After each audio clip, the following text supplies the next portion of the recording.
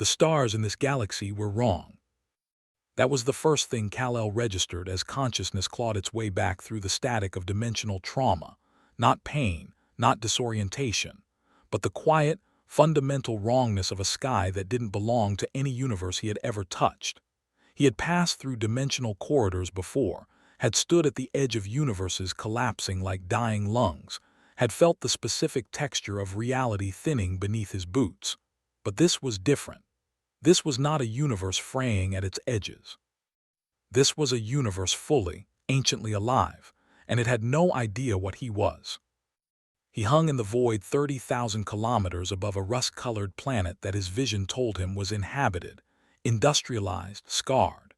Massive orbital platforms drifted in slow procession around it like iron moons, each one bristling with geometries of war, turbolacers, hangar bays yawning open, ships moving in and out with the mechanical rhythm of an empire that had long since stopped pretending it needed permission. The ships were extraordinary, angular, brutal, purposeful, white as bone. They moved with an authority that reminded him uncomfortably of something he had seen on Earth, not the technology, but the confidence, the unquestioned assumption that the sky belonged to them. His cape drifted in the vacuum. He didn't need to breathe, which was fortunate, because the void here tasted strange even by vacuum standards, a kind of resonant emptiness that pressed against the edges of his perception like a frequency just below hearing. He would learn later that what he was feeling was the force, vast and ancient and utterly indifferent to his existence, running through this galaxy like a river through stone. But in this first moment, suspended above a planet he didn't know the name of, he only knew that something enormous was watching him, not with eyes but with attention. He scanned. X-ray vision peeled back the hulls of the nearest vessels, and what he found stopped something in his chest. Soldiers.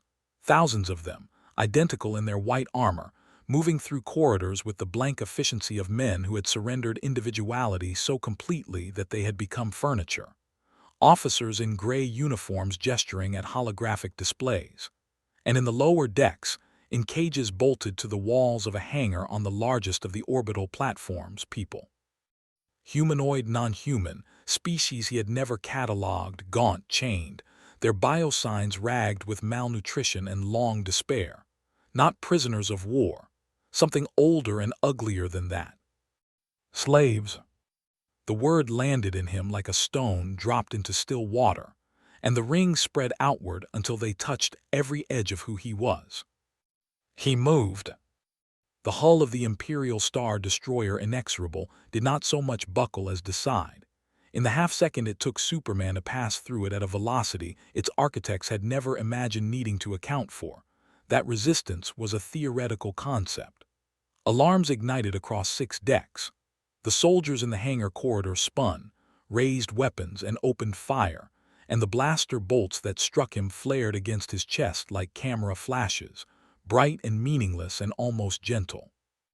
He stood in the corridor with molten scoring across his suit that was already cooling, and he looked at the soldiers, and he made his voice carry the specific, careful weight he used when he needed people to understand that he was not the threat in the room. The situation was. "I'm not here to fight you," he said, in English, which none of them understood, which meant the next 4 seconds were composed entirely of continued blaster fire, and him absorbing it with the patience of a mountain. He found a universal translator clipped to an officer's belt. He had seen the technology in the scan, and he was reading its operating language in 1.3 seconds and reverse engineering its base linguistic algorithm in 4. The force rippled around him as he worked, that strange vast attention sharpening somewhere distant, like a predator lifting its head. He found the brig, he found the cages, he opened them. It took 11 minutes to escort 63 beings to an emergency escape pod bay, override the launch locks, and send 4 pods spinning toward the planet below on a trajectory that his calculations told him would bring them down in a region sparse enough in Imperial signature to give them a reasonable chance. He did not know if reasonable was good enough. He did not know this galaxy's geography, its politics, its history. He knew suffering when he saw it, and he knew what he was supposed to do about it. What he did not anticipate was the rebellion finding him first. The ship dropped out of whatever this galaxy called faster-than-light travel. He cataloged the phenomenon, the strange folding of space, so different from anything in his own universe. And it was small, battered, running without full power signatures in a way that suggested its crew was very experienced at not being found. A Corellian freighter, his vision told him, extensively modified, its hull a patchwork of repairs that told a long story of close calls. It maneuvered between him and the Star Destroyer with an audacity that was either suicidal or deeply calculated, and a voice crackled across a frequency his hearing had already isolated. "Whoever you are," the voice said, in a language his borrowed translator was already converting, "you just kicked a Hutt's nest. We have about 4 minutes before that Star Destroyer has friends. If you want to live, and I'm genuinely not sure if that applies to you, get in the ship." He looked at the Star Destroyer. He looked at the freighter. He looked at the expanding debris field where he had removed a section of hull plating, and at the escape pods becoming small bright sparks against the planet's atmosphere below. He had no coordinates, no solar data, no understanding of what he had fallen into. He got in the ship. The interior smelled of machine oil and old food, and something animal and warm that turned out to be a Wookiee named Karatha who looked at Superman with huge amber eyes and made a sound that his translator rendered, somewhat inadequately, as "You are wrong in a way I cannot explain, but I do not think you mean harm." Beside her stood the voice from the comm, a woman, human, perhaps 30, with the particular kind of exhaustion in her eyes that came not from lack of sleep, but from years of making decisions where all the options were bad. Commander Sira On, he would learn, rebellion intelligence, one of the people responsible for keeping cells alive in the Outer Rim when the Empire remembered to look. "You tore through an Imperial Star Destroyer," she said, studying him with the flat analytical attention of someone who had learned to process shock quickly and file it under deal with later. "With your hands. You're not force-sensitive. I've got a sensitive on my crew and she says you're a void to her. You're not a droid. You're not augmented, not in any way I've seen."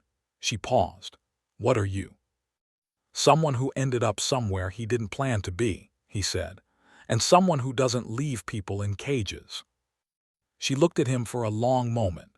The ship shuddered as it accelerated, jumping to hyperspace in a lurch that pushed ordinary physics sideways and pulled a strange pressure through his reserves, the dimensional mechanics of this galaxy interacting oddly with the solar energy stored in his cells.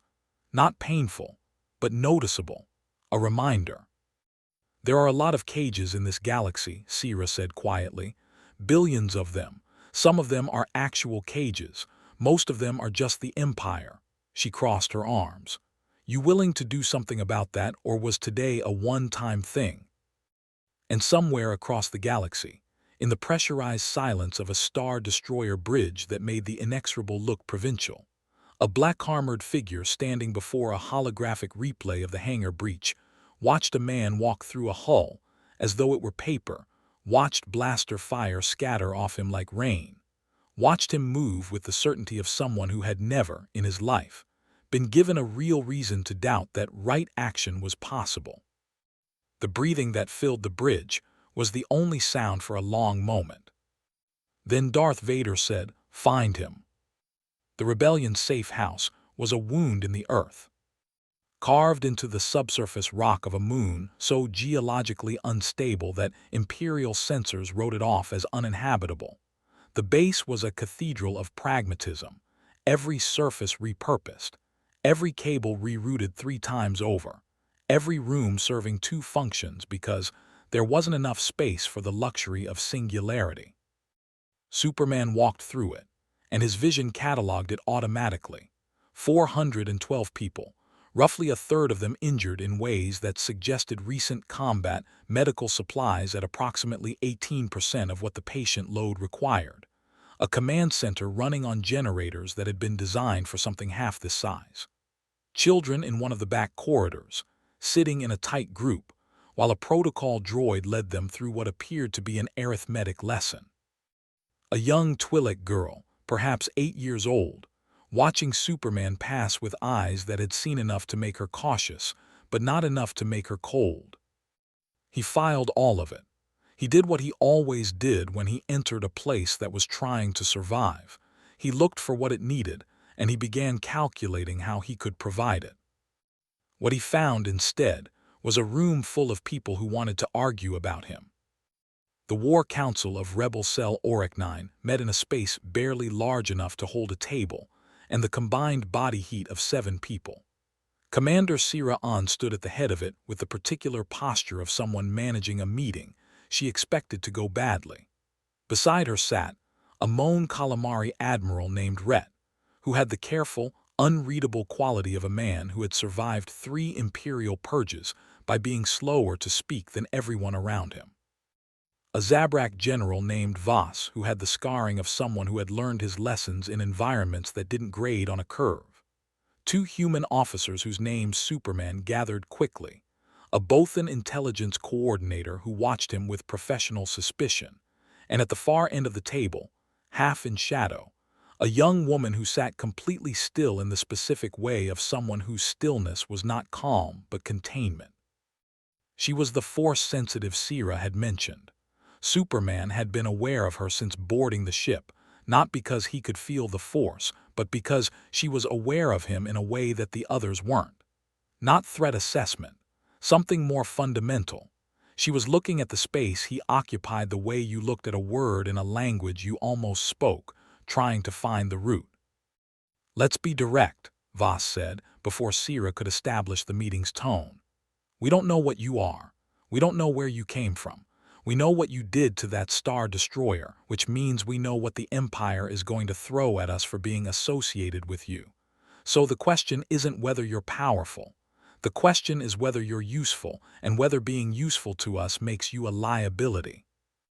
"I'd rather be useful to the people in those cages," Superman said. "Those people," Rhett said quietly, "represent approximately 0.003% of the beings currently held in Imperial detention facilities, labor camps, and occupied worlds across this galaxy." He let that number sit in the room. "We do not have the luxury of moral clarity at the individual level. We are fighting a war." "I understand war," Superman said. He kept his voice even. He had sat in rooms like this before, not identical but rhyming. Rooms where exhausted people who were genuinely trying to do right had learned to speak in the language of calculus because the alternative was being crushed by the weight of what they couldn't fix. He understood it. He didn't accept it as the final word. "I'm not arguing with your strategy. I'm telling you what I'm going to do regardless of your strategy. I'm going to help people. If that aligns with what you're doing, we can work together. If it doesn't, I'll work around you." The silence that followed was the specific kind that happened when someone said a true thing in a room that wasn't used to true things being said plainly. Sira leaned forward. "We need the Death Star plans." He had heard the term during the debrief on the ship, had let her explain it with the focused attention he gave to things that required him to revise his understanding of what evil was capable of scaling to. A space station, the size of a moon, capable of destroying a planet in a single discharge, not a weapon of war, a weapon of demonstration, a machine designed not to win battles but to make the concept of resistance feel cosmically stupid. "Where are the plans?" he asked. "Imperial Data Vault, Scarif." She pulled up a holographic display, a tropical planet, beautiful from orbit, its surface dotted with Imperial data installations behind a planetary shield that only opened for ships with clearance codes the Rebellion didn't have.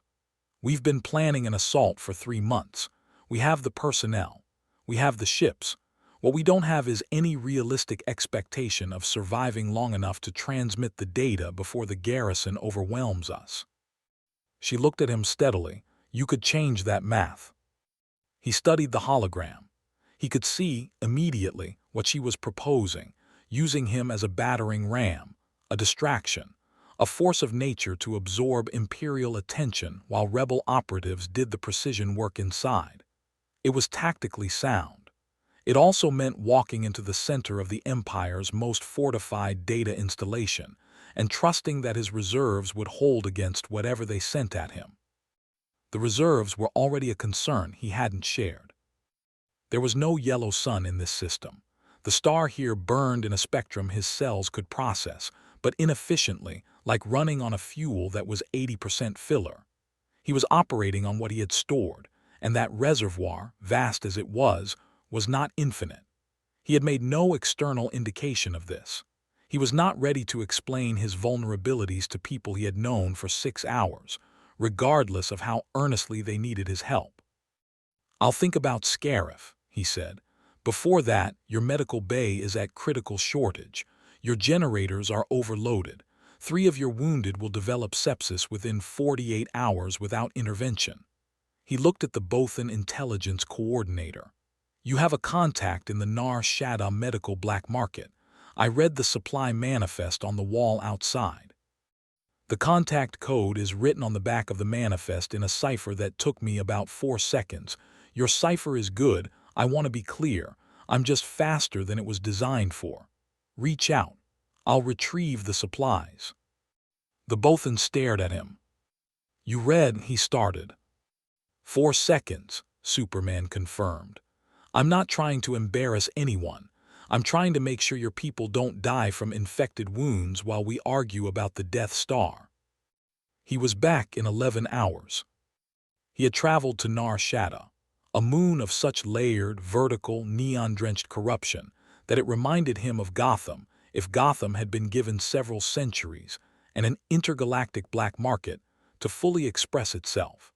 Retrieved the medical supplies from a Sulistan black market contact who had reacted to Superman's appearance with the magnificent pragmatism of someone who had seen stranger things and been paid for all of them, and returned without engaging the 3 Imperial patrol vessels that had been moving through the sector. He could have moved faster.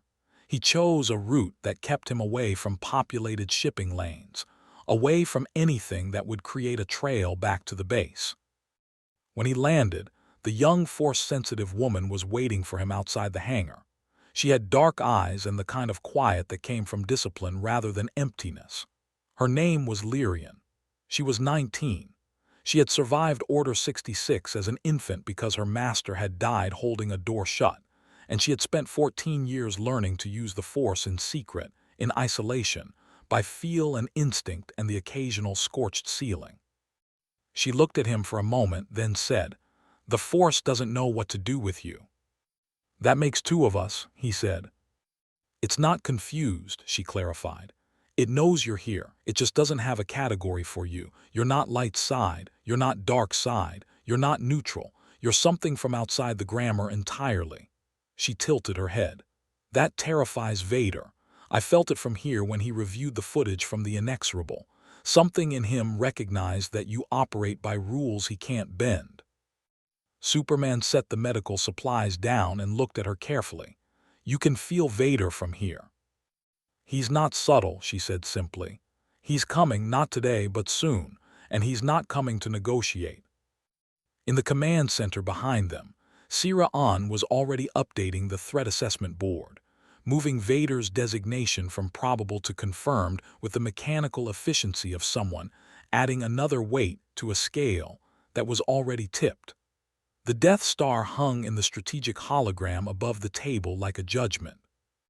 And somewhere in the dark between star systems, a black-armored figure stood at the viewport of a ship moving at maximum hyperspace velocity, breathing with the measured cadence of a man who was not hurrying because he did not need to hurry, because the thing he was hunting had nowhere in this galaxy to go. Vader came at dawn. Not metaphorical dawn.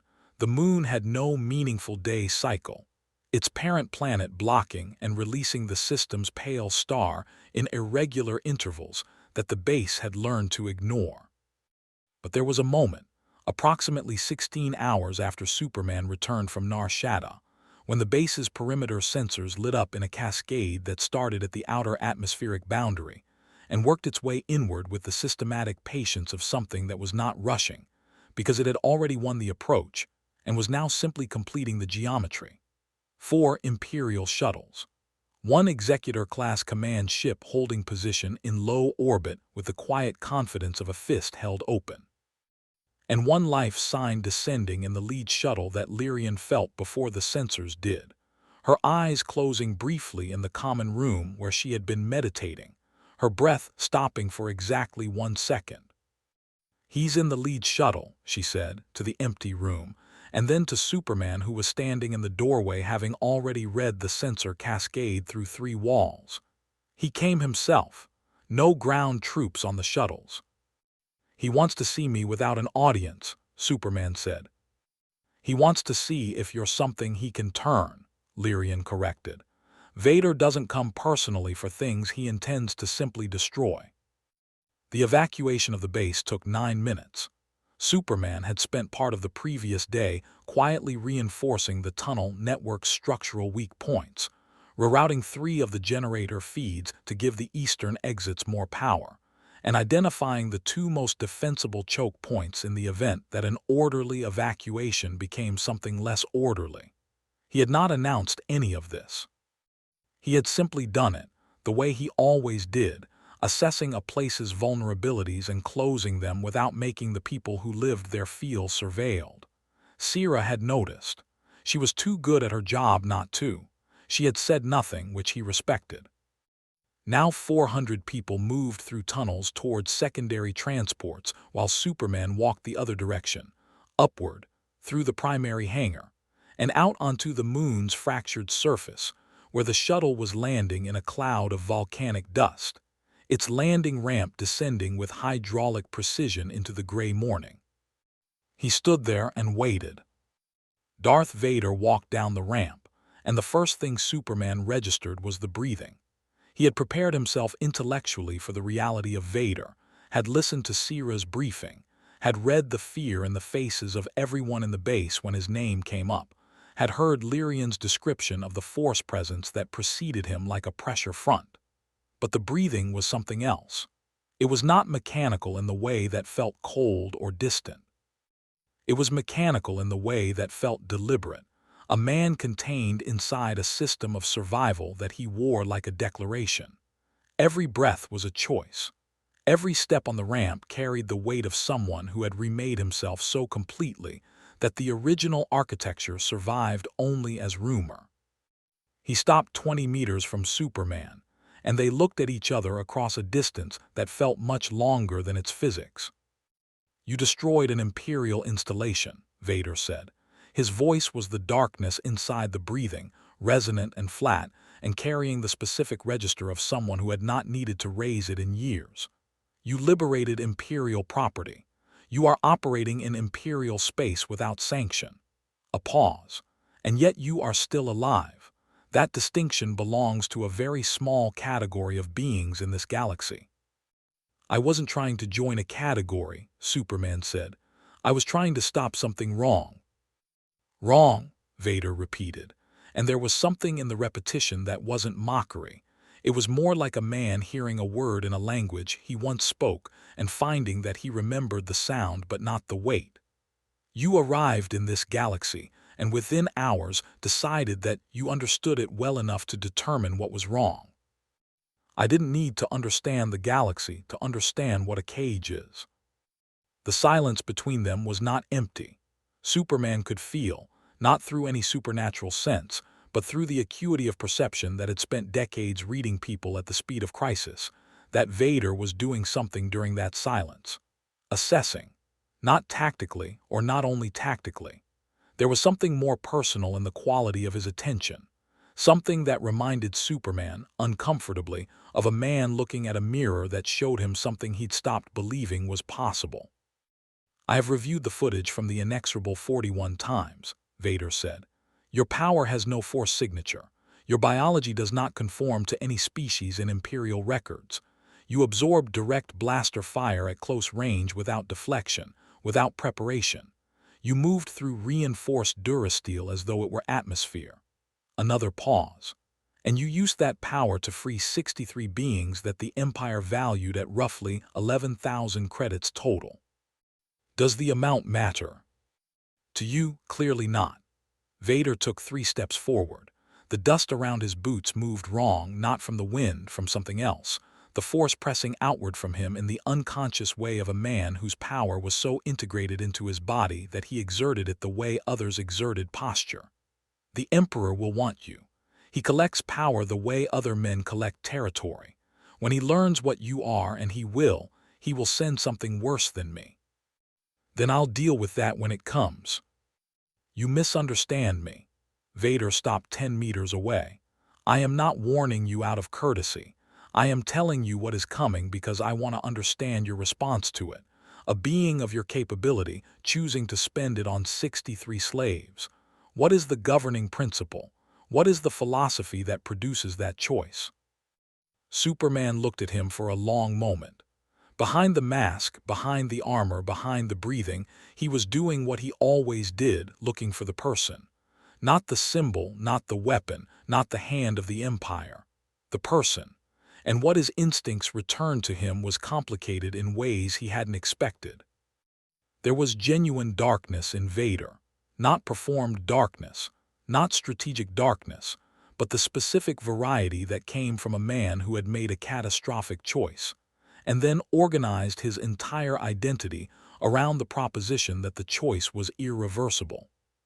But there was something else too, something that the darkness was sitting on top of, the way sediment sat on top of archaeology. The principle is simple, Superman said. Every person matters, not in the aggregate, not as a strategic resource. Each individual specifically matters. When that stops being true, everything else you build on top of it is architecture over a void. The breathing continued its rhythm. The dust moved around Vader's boots. That principle, Vader said, is what this galaxy's Jedi believed. They built an order on it. They are gone. I know, Sira told me. Superman held his gaze, or held the space where his gaze would be, behind the lenses. I'm not a Jedi. I don't need an order to believe something is true. And I notice you're here talking to me instead of having your troops storm the base, which tells me that you're not entirely sure what happens if this conversation ends badly. A long silence. The orbital ship above them held its position like a held breath. You are not afraid of me, Vader said. It was not a question. It contained something unreadable, not offense, not respect exactly, something older than both. I've met beings more powerful than you, Superman said honestly. I've met beings more powerful than anything in this galaxy, I suspect. Fear isn't the filter I use. He took a step forward, closing half the distance between them, and kept his voice level and direct and without aggression. But I want to say something to you that I mean entirely without manipulation. What you're doing, what you're part of, is wrong. Not strategically wrong, morally wrong. And I think there is a part of you, somewhere under all of this, that already knows that. Because if there wasn't, you wouldn't have come here yourself to have a conversation. You would have sent the troops. The breathing, the dust, the gray light of the irregular dawn. You are either the most dangerous thing in this galaxy, Vader said quietly, or the most foolish. People have been saying that about me my whole life, Superman replied. I've learned to live with the ambiguity. What happened next was not a negotiation and not quite a battle. Vader raised his hand, and the force moved like a wall of compressed physics, an invisible pressure that struck Superman squarely in the chest with the force of something between a freight train and a geological event. Superman slid backward 3 meters through the volcanic rock, his boots carving twin furrows, and stopped. He was not hurt. He was not even particularly staggered. But he felt it, felt the specific, alien quality of force energy interacting with his solar reserves in a way that was different from blaster fire, different from physical impact. The force wasn't hitting his body. It was hitting the space his body occupied, pressing on the physics around him rather than the biology inside him. He noted this carefully. He did not attack. He stood in the furrows his boots had carved, and he looked at Vader and he said, very quietly, I'm not going to fight you today. That choice, Vader said, and there was something in his voice that was almost, not quite, but almost like the ghost of something human. may be the most powerful thing you have done since arriving in this galaxy." He turned and walked back up the ramp. The shuttle rose. The orbital ship held position for another 2 minutes and then moved, pulling back toward the dark between stars with the deliberate patience of a withdrawal that was not a retreat. Lyrian appeared at Superman's shoulder from the tunnel entrance behind him. She had watched from the shadow of the hangar door. "He didn't try to capture you," she said. "No." "And you didn't try to stop him leaving." "No." She was quiet for a moment. "The force around you is different now. It's still not categorizing you, but it's," she searched for the word, "attending, like it's paying closer attention than before." Superman looked at the sky where the Imperial ship had been. His reserves had dropped a measurable fraction during the force impact, not dramatically, not critically, but measurably. The mathematics of his situation were beginning to organize themselves into a shape he didn't love. He needed a yellow sun, or something close enough to function as one. He needed it before the encounter that was coming, the one that made Vader look like a conversation. He needed it before the Emperor decided that curiosity was less interesting than control. The star was called Jestha, and it burned wrong. Superman had identified it 3 days after the Vader encounter, a G-type star in the outer rim, not identical to Earth's sun, but close enough in spectral output that his cells might process it at meaningful efficiency. Close enough was not the same as sufficient. He knew that. He had run the internal calculation 40 times with the precision of a man who understood that optimism and accuracy were not the same thing, and what the calculation returned each time was a number that was better than nothing and worse than safe. Approximately 60 to 70% recharge efficiency, enough to stabilize his reserves, not enough to restore him to full capacity in any time frame that matched the pace of what was coming. He went alone. He told Sira he was scouting. This was true in the narrow sense and dishonest in the important one, and he felt the familiar discomfort of that distinction the entire flight to Jestha in the small, fast courier ship Karatha had quietly made available to him without being asked, because Wookiees, he had learned, communicated in a register of practical generosity that bypassed language entirely. He floated in the corona of Jestha for 4 hours and felt his cells begin, slowly, the way a parched thing begins to drink, not urgently, not dramatically, but with the deep systemic gratitude of biology remembering what it was designed for. It was not pleasant. The star's output carried frequencies that weren't quite right, like music played in the correct key but with instruments slightly out of tune, and his body processed it with a low, grinding effort that he felt in the deepest registers of his physiology. But the reserves climbed. Slowly, incrementally, they climbed. He used the 4 hours to think. The rebellion wanted to use him for Scarif. Tactically, the argument was sound. His ability to penetrate the planetary shield, absorb the installation's defensive fire, and create enough disruption for a retrieval team to access the data vault was the kind of variable that changed the calculus of an operation from probable failure to possible success.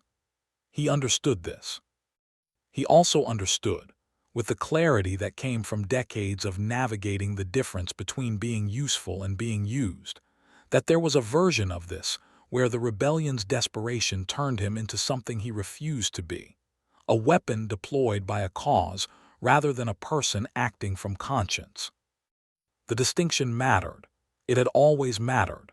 The moment you subordinated your judgment entirely to an institution's strategic needs, even a good institution, even a righteous cause, you stopped being a moral agent and became an instrument. Instruments didn't make choices. Instruments were aimed. He would help at Scarif. He had already decided that.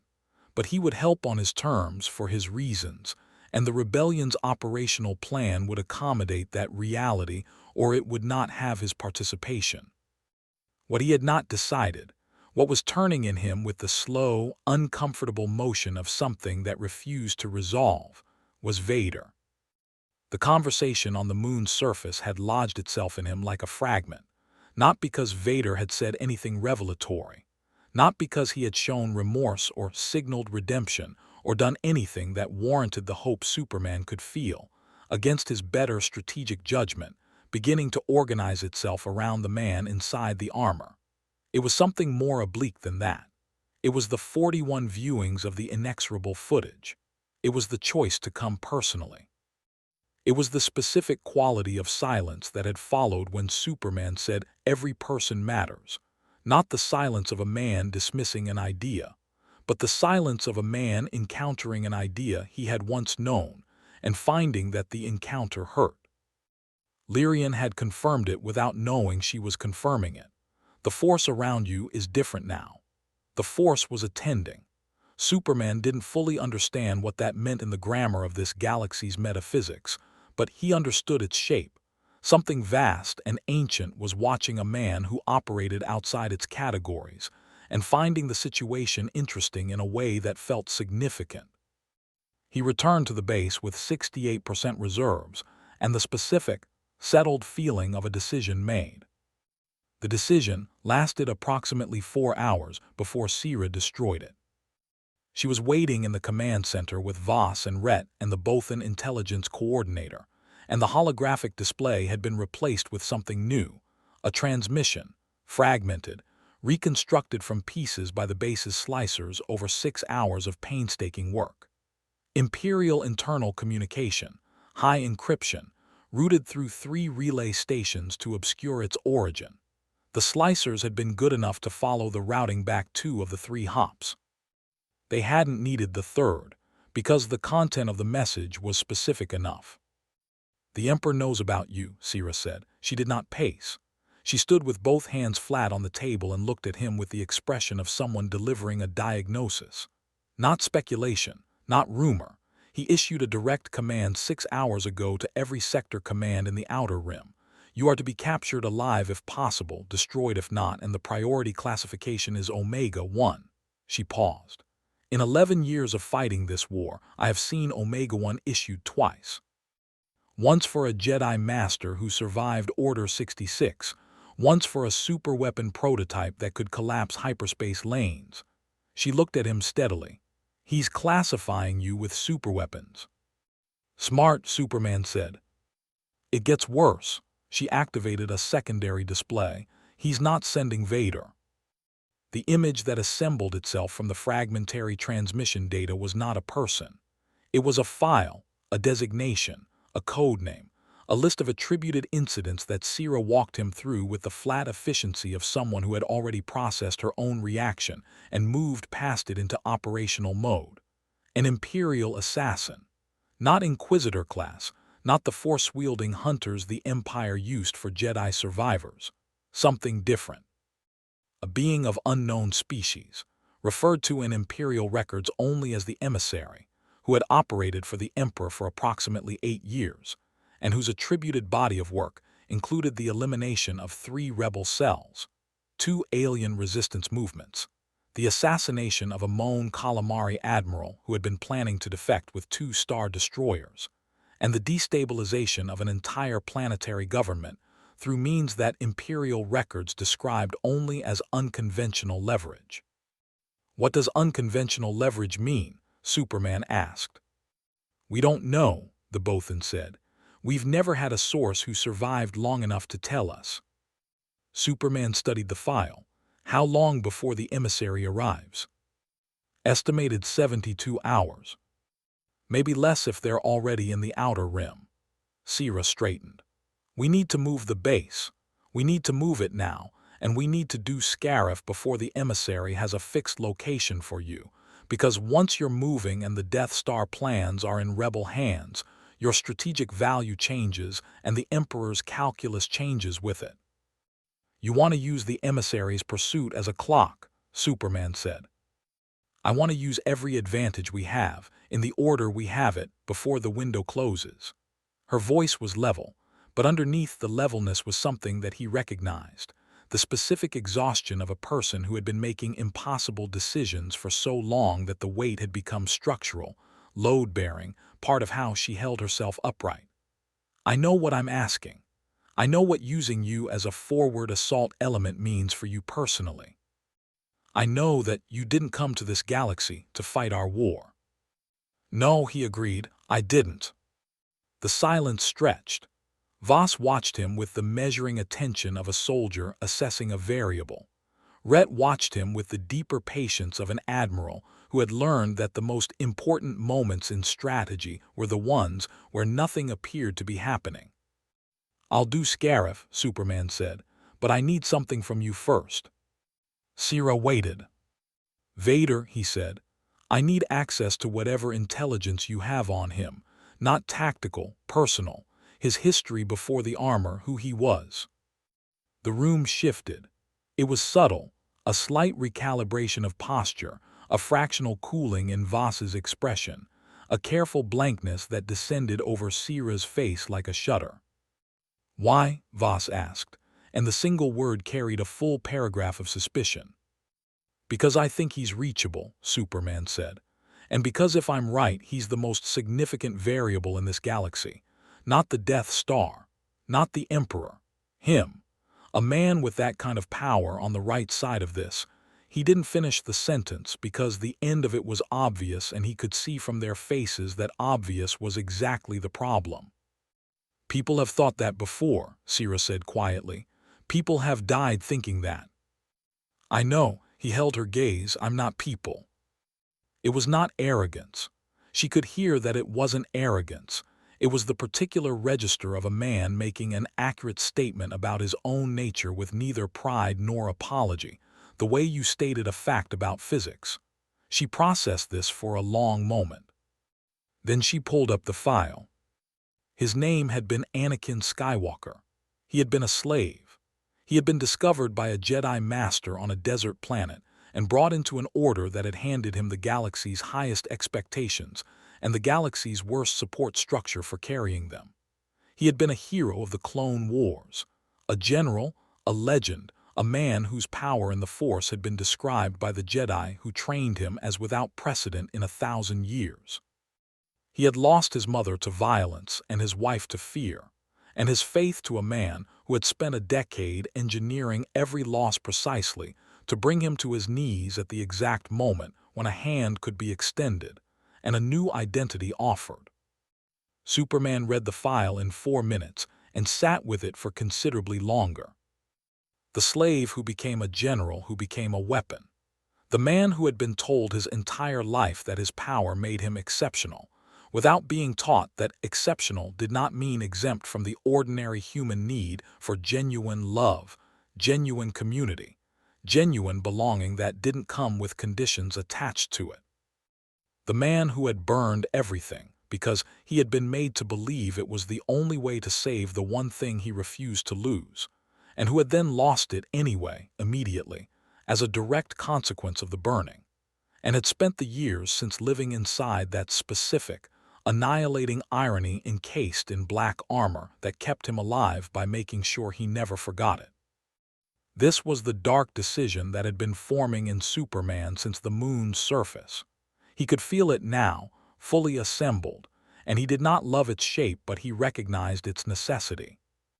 He was going to try to reach Anakin Skywalker, not after the war, not from a position of safety. Now in the middle of it, before Scarif, before the emissary arrived, before the Emperor tightened his grip on the variable that Superman represented. He was going to try because everything he believed about people, every principle he had built his life on, said that the man was still in there. And if he was wrong, he was wrong. He had been wrong before. Being wrong had never been sufficient reason to stop trying. He looked up from the file. Lyrian was standing in the doorway, and her expression told him she had felt the shape of his decision before he made it, the way Force sensitives sometimes felt weather before it arrived. "The Force," she said carefully, "is not disagreeing with you." "Is that an endorsement?" "It's the closest thing to one you're going to get," she said. Outside, 72 hours away, something that the Emperor trusted above almost all other instruments was moving through hyperspace toward them. And below the tactical display, beneath the Death Star schematic and the Scarif orbital map and the blinking threat indicators, A name from a buried file glowed in faint blue light. Anakin Skywalker. Superman looked at it for a long time. Scarif burned the way beautiful things burned, completely, and with a light that was almost worth looking at. The planetary shield split at 600 local Imperial time, not from a rebel breach or a stolen clearance code, but from a man who hit the shield gate at a velocity that the gate's structural engineers had never modeled, because the velocity was not achievable by anything the gate's structural engineers had been asked to imagine. Superman went through it the way conviction went through doubt, not by overpowering the resistance, but by being so fundamentally incompatible with the idea of stopping that the resistance simply failed to apply. The gate buckled inward, its shield projector arrays cascading into failure in a sequence that the garrison's tactical computers flagged as a category of event that had no designated response protocol. Because there was no designated response protocol for this, because this had never happened before. He gave the rebel fleet 12 seconds of open shield before the backup systems began their emergency restart sequence. 12 seconds was enough.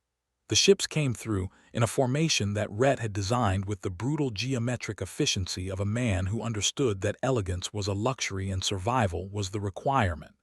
And the Battle of Scarif began in the way that all battles begin, with the specific, irrevocable sound of a situation becoming permanent. Superman did not wait for the fleet. He was already inside the shield, already over the tropical installation, already reading the layout of the data vault complex through 6 floors of Imperial construction, with the systematic speed of a man who had memorized the schematics during the 3 days of planning, and was now confirming that reality matched the blueprints with sufficient accuracy to proceed. It did, mostly.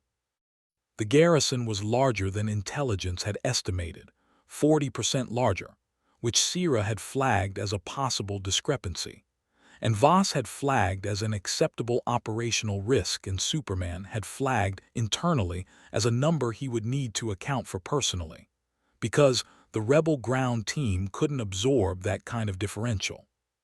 He hit the garrison first. Not lethally, this was a choice he had made explicitly and communicated to Sierra with the clarity of someone who understood that clear communication about the terms of your participation was not negotiation, it was integrity. He would incapacitate. He would destroy weapons, vehicles, emplacements. He would not kill soldiers who were following orders in a war they had not personally designed. Sierra had looked at him with an expression that moved through several stages: tactical frustration, genuine respect, and finally a kind of exhausted recognition, as though she had known this was coming and had chosen to work with it rather than against it, because the alternative was losing the most significant military asset she had ever encountered. The garrison discovered quickly that incapacitation, delivered by someone operating at 68% of full Kryptonian capacity, was not a gentle experience. Turbolaser emplacements folded. AT-AT walkers that had been deploying toward the beach landing zone found their leg actuators comprehensively restructured.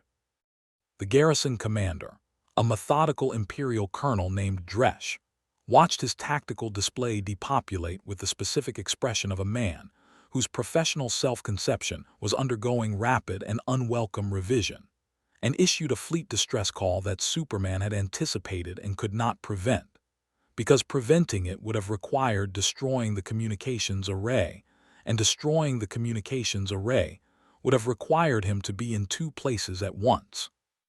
He could not be in 2 places at once. This had always been the fundamental constraint, not his power level, not his reserves, not the spectral inefficiency of Jestha's solar output, the simple, irreducible fact that he was one person and this galaxy was very large, and its problems were very many. He had been sitting with this constraint since the moment he understood the scale of what the Empire was, and he had not resolved it because it was not the kind of problem that resolved. It was the kind of problem you carried. The ground team reached the data vault in 11 minutes. Lyrian was with them. She had insisted, and her argument had been tactically sound, Because the vault's internal security used biometric lock systems that a Force-sensitive could circumvent in ways that a slicer working under fire could not. Superman had argued against it for 30 seconds before recognizing that her right to choose her own risk was not his to override, and that treating her as someone who needed his protection rather than his respect would be a specific kind of condescension he refused to practice. He was covering the beach perimeter when the emissary arrived. He felt the ship before he saw it, felt it in the way he had learned to feel things in this galaxy, not through the Force but through the heightened attention his senses brought to environments where the Force was active. The ship that descended through the broken shield gate was not Imperial in design. It was older, stranger, its hull a dark material that his vision told him was not metal in any configuration he recognized, something denser, something that absorbed sensor returns rather than reflecting them. It landed on the beach 300 meters from his position, with the casual precision of something that had never needed to worry about being shot at, and the emissary walked down its ramp into the Scarif morning. The species was genuinely unknown to him. Bipedal, tall, moving with a fluid economy that suggested either extraordinary physical training or a biology that didn't waste motion the way human biology did. The face was angular pale, with eyes that were entirely silver, not irises, not pupils, entirely silver, and the expression they contained was the most dangerous kind. Genuine curiosity, completely without cruelty, which meant the emissary had moved so far past cruelty as a motivational category that it no longer registered as relevant. "You are the anomaly," the emissary said. The voice was precise, accented in a way that suggested Standard Basic was not its first language or its 10th. "I have read everything the Empire was able to collect on you in the past 9 days. It is not sufficient, but it is suggestive." "I'd say the same about your file," Superman replied, and the emissary's silver eyes registered something that might have been appreciation. "The Emperor wants you alive," the emissary said. "I want you to understand that this instruction was given significant weight in my operational planning. You are not in immediate danger from me, provided the conversation remains productive." "What does the Emperor think he's going to do with me?" "What he does with all significant power," the emissary said simply. "Contain it, study it, and eventually direct it. He is very good at this. He has been doing it for a long time." A pause. "He will offer you things, purpose, scale, the ability to help people, genuinely help them, but at the cost of operating within his framework. He is not unsophisticated. He understands that beings of conscience require a narrative that accommodates their conscience." "You're warning me," Superman said. He was genuinely surprised. "I am informing you," the emissary corrected. "There is a distinction. I work for the Emperor because the alternative arrangements available to me are less interesting. I do not have your particular relationship with conscience." The silver eyes held his steadily. "But I find you interesting, which is rare, and I would prefer that what happens next is not simply your destruction, because destruction is the least interesting possible outcome."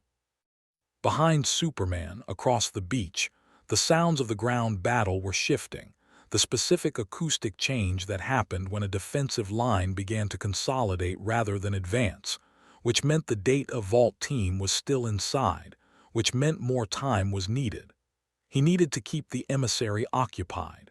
He also needed to be honest about what that meant. "I'm not going to the Emperor," he said. "I know," the emissary said, "which means we have a problem." What followed was not a fight in any sense that the word typically implied. The emissary moved with a speed that surprised him, not Kryptonian speed, but something in a different category, something that operated by different physics, as though the emissary's relationship with space was negotiated rather than fixed. The first strike landed on Superman's left side with a force that felt fundamentally wrong, that vibrated through his reserves in the same alien way the Force impact had, but with a different signature. This was not the Force. This was something else. something the emissary carried in its biology or its technology that interacted with his cellular structure at a level that conventional physical force did not reach.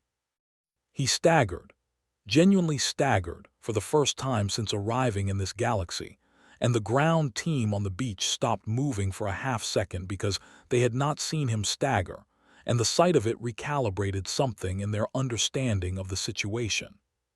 He recalibrated too, faster. The emissary was faster than anticipated. The emissary's strikes carried an energy type he hadn't encountered. The emissary was not trying to kill him, which meant the emissary was holding back, which meant the emissary at full effort was a variable he needed to account for without having the data to model it. He processed all of this in 1.1 seconds and made the adjustment, stopped trying to contain the engagement, stopped operating at the threshold of what he thought was necessary, and pushed his reserves into a gear he had been deliberately avoiding since Jestha. The beach became a different kind of place. He moved at a speed that turned him into a blur across the emissary's silver perception, and the exchanges that followed were too fast for the human members of the ground team to track. They saw aftermath, displacement, the emissary driven back 30 meters into the tree line, and recovering with the fluid grace of something that had decided to take the engagement seriously. Superman absorbing 2 more of those wrong-feeling strikes, and nodding that each one cost him a fraction of reserve, that the math said he could not indefinitely afford. The stalemate lasted 4 minutes. 4 minutes of the most physically demanding engagement he had experienced in this galaxy, against an opponent who was not trying to destroy him, and therefore was not revealing the ceiling of what it could do, which meant he was fighting someone whose full capacity remained unknown to him, which was the most dangerous kind of fight.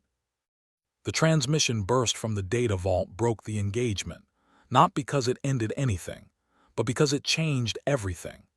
The rebel ground team had reached the data, had transmitted it, had gotten it out through the broken shield gate and into space, where Rhett's ships were already executing the jump to hyperspace with the compressed urgency of people who understood that staying was death.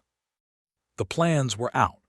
The Death Star had an exploitable flaw, documented and transmitted, and now beyond the Empire's ability to suppress. It wouldn't end the war, but it changed it in the specific, irreversible way that information changed things when it reached the right hands, which was to say permanently. The emissary stopped. Superman stopped. They looked at each other across the torn beach with the particular attention of 2 beings who had just shared something significant and were assessing what it meant. "The Emperor will be displeased," the emissary said. Its voice was unchanged, precise, curious, entirely without panic. "Good," Superman said. "This changes your situation considerably," the emissary continued. "You are no longer simply an anomaly to be collected. You are now a participant in an act of direct strategic sabotage against the Empire. The classification will change. The response will change." The silver eyes considered him. "I will tell the Emperor I was unable to complete the capture. This is accurate. I will not volunteer additional analysis." A pause. "Consider this neither alliance nor mercy. Consider it professional acknowledgement that you are more interesting than most things I encounter." The emissary walked back to its ship with the unhurried pace of something that operated on its own timeline, and the ship rose without drama through the damaged shield gate and disappeared into the blue Scarif sky. Superman stood on the beach and breathed and ran the reserve calculation, and found a number that was lower than he wanted and higher than critical, and looked at the sky where the rebel fleet had been and was no longer, and felt the specific, complicated quality of a victory that was also a reckoning, because the Death Star plans being in rebel hands meant the Death Star's vulnerability was known, which meant the rebellion would move on it, which meant the war was entering a phase that would determine everything, and he was in the middle of it with depleted reserves and an unfinished conversation with a man in black armor, and the emissary's last words sitting in him like a splinter. "More interesting than most things I encounter." He heard the courier ship's engines before he saw it, Lyrian, bringing it in low over the beach with the steady hands of someone who had learned to fly by necessity rather than training. She landed 20 meters away and opened the hatch and looked at him from the cockpit with eyes that had seen the engagement from altitude and were now doing the force-sensitive equivalent of taking his temperature. "The plans are out," she said. "Yes." "Vader will know it was us." "Yes." She was quiet for a moment. "You're going to try to reach him before the Emperor does, before the Death Star moves, before everything accelerates past the point where that conversation is possible." It was not a question. The Force had already told her. "I made a decision," he said. "I know," she looked at him steadily. "I'm coming with you." He started to object. She held up one hand, and the Force moved with the gesture, not aggressively, just present, the way a person's conviction was present when it occupied their whole posture. "Anakin Skywalker was a Jedi," she said quietly. "Whatever he became, whatever was done to him and whatever he chose, he was trained by people who believed that no one was beyond the reach of the light. I have been alone with that belief for 14 years. If you're going to test it, I am not waiting in the ship." Superman looked at her for a long moment. The beach was quiet around them, the sounds of the battle settling into the particular silence that followed violence, not peaceful, but exhausted, the world catching its breath. "All right," he said. They flew toward the dark. Somewhere ahead, in the imperial infrastructure of a galaxy that had been organized around the proposition that power was the only truth, Darth Vader was standing at a viewport receiving news about Scarif, with the breathing that never changed and the stillness that never broke. And somewhere underneath the armor and the breathing and the stillness, in a place that had been sealed for so long that even he had stopped believing it existed, something was moving. Something that recognized, without knowing why, that what was coming toward him was not an enemy. The Force attended. The last son of Krypton flew on. And the galaxy, vast and ancient and full of its own impossible weight, turned toward a moment that none of its history had prepared it for, the arrival of a conscience that could not be caged, in a place that had forgotten what an uncaged conscience looked like, at exactly the hour when the forgetting was about to cost everything.